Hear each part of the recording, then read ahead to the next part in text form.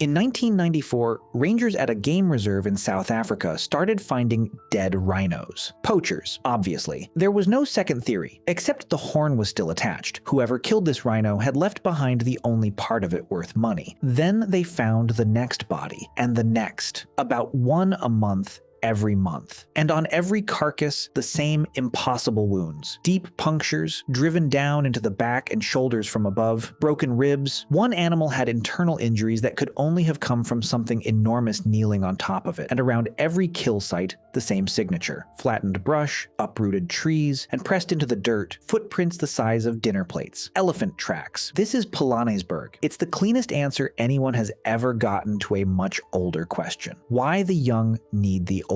The tracks made no sense because elephants do not kill rhinos. The two species have shared a continent for millions of years, mostly by ignoring each other. In the rare recorded cases where an elephant killed one, it was a mother defending her calf at a waterhole. This was different. Some of the victims had been chased down first, attacked again and again. Whatever was doing this was not defending anything. It was hunting. In 1979, South Africa took a ring of old volcanic hills covered in worn-out farmland and decided to turn it back into wild Africa. Around 6,000 animals were trucked in, an entire ecosystem delivered by road. And in 1980, the elephants arrived, 18 of them, every single one a child, orphans between 4 and 6 years old. Not one adult came with them, and the reason why is the dark heart of this story. The orphans came from Kruger National Park. Kruger had the opposite problem from almost every other park in Africa. Fenced in and protected from poaching, it had too many elephants. So from 1967 onward, it did what was considered responsible wildlife management at the time. Every year, it culled them.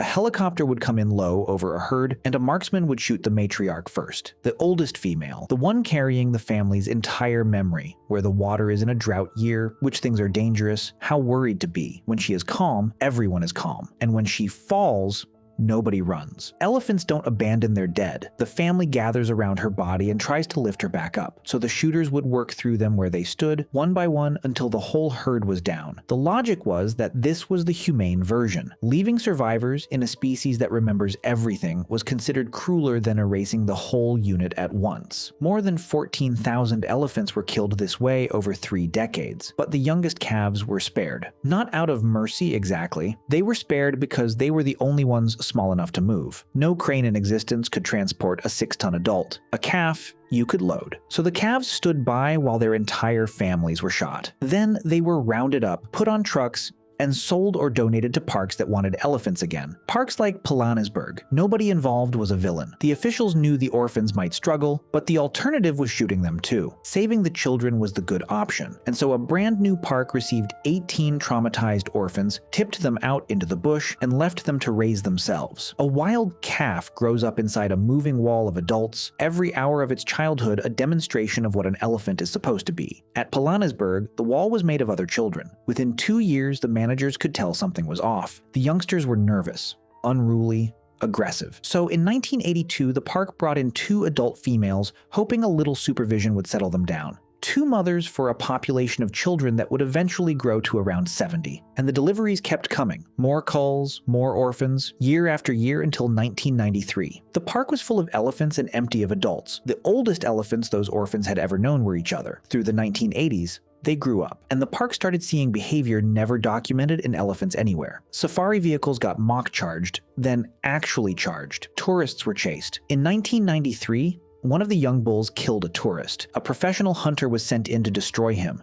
The elephant killed him too before he could take the shot. And the following year, the rhinos started dying. In a normal year, Pilanesberg lost a rhino to natural causes every 2 or 3 months. In the 3 months after April 1994, 10 rhinos died violently. 5 more were found wounded. By the end of the year, the count was 20. The white rhino had been down to a few dozen animals a century earlier, nursed back 1 calf at a time. Now, something inside a protected reserve was killing them faster than poachers ever had. The rangers responded the way detectives respond to a serial case. They photographed every kill site and logged every set of tracks. When a helicopter crew caught an attack in progress, they drove the elephant off and airlifted the wounded rhino out of the park. It survived. The attacker got away. Scouts then found 3 teenage bulls loitering near the scene. The evidence was circumstantial, and the park knew it. They shot all 3 anyway. The killings stopped. Then, in 1996, 20 more rhinos died. The park had shot the wrong elephants, or at least not the only ones, so they ran a 2-year surveillance operation on their own animals. Rangers marked suspects with paint from helicopters. Researchers built an identikit file on every male in the park: ear notches, tusk shapes, scars. They were effectively compiling rap sheets, and they gave their suspects names. One young bull, a regular near the death scenes, they called Tom Thumb. In 1997, they finally caught a young male in the act, in daylight, killing a white rhino. By now there were 2 competing explanations. The first was trauma. These animals had watched their families die, and a childhood like that, some argued, could only end in violence. The park's ecologists weren't convinced. Trauma might explain the anger. It couldn't explain the timing because the attacks came in clusters, and the clusters had a rhythm. When the surveillance data came together, the rhythm was the answer. Every attacker was male. Every attacker was one of the orphans, now in his late teens or early 20s, and every single one of them at the time of the attacks was in musth. Musth is a hormonal state adult bulls cycle through. Testosterone climbs to many times its normal level. The glands on the sides of the head swell and stream an oily fluid.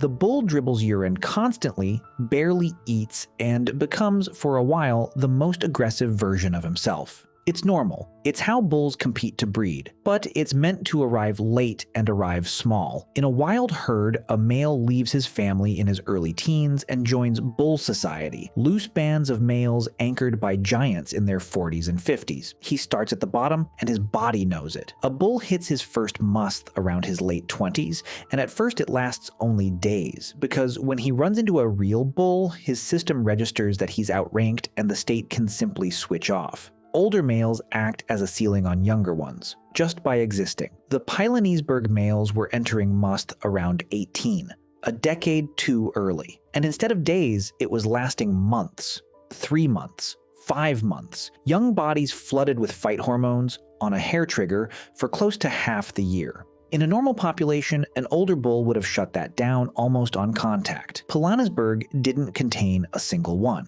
Bull society didn't exist here. Neither did the ceiling. The famous killer animals of history almost always turned out to have something broken in their bodies. A shattered jaw, a crippled foot. The Pilanesberg males were studied from every angle, and their bodies were perfect. The wound was in their biography. The rhinos were the collision point. The young males had grown up loosely mixed in with them, possibly because nothing had ever taught them where elephants end and other species begin. When the hormones hit, the nearest thing they had to a rival was a 2-ton animal that couldn't outrank them and couldn't escape them. By the time it was over, researchers estimated the elephants had killed as many as 49 rhinos. Roughly 1 in 10 of the rhinos in the park. Several of the orphans had been shot for it. Shooting their way out was the obvious next step, and Pilanesberg refused to take it. Because by now the park's field ecologist, Gus van Dyk, and his colleagues had arrived at a different diagnosis. The park didn't have bad elephants. The park was missing elephants. The violence wasn't a property of the animals, it was a property of the world they'd been handed. So the park proposed something nobody had ever done: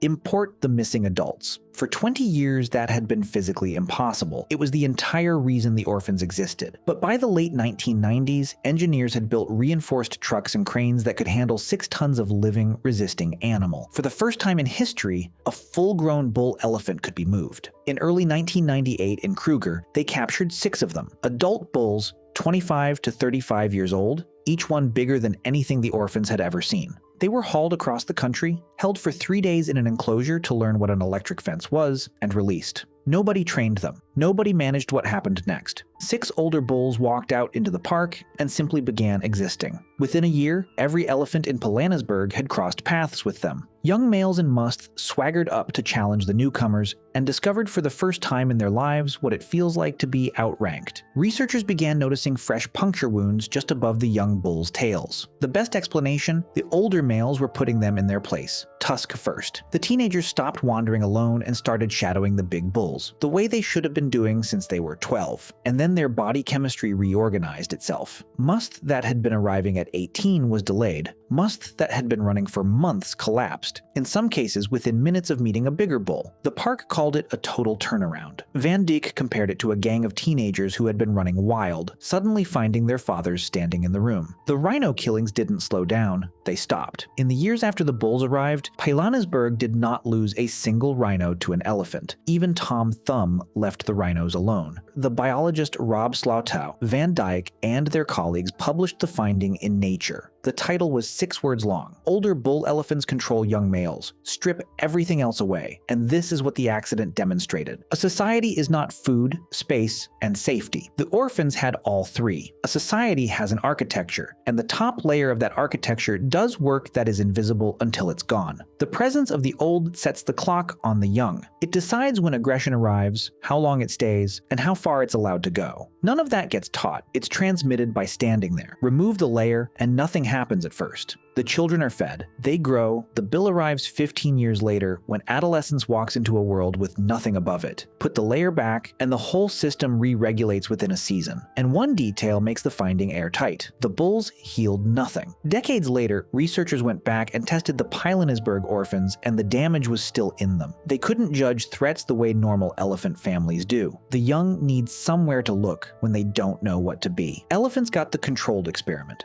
Humans never will. Nobody gets to truck 6 father figures into a broken neighborhood and publish the result, so nobody can say for certain how much of this story is really about elephants. The most violent elephants ever documented, animals with kill counts, animals that hunted, went back to being ordinary elephants within a single season. Nothing about them had changed, not their past and not their scars. Everything around them had.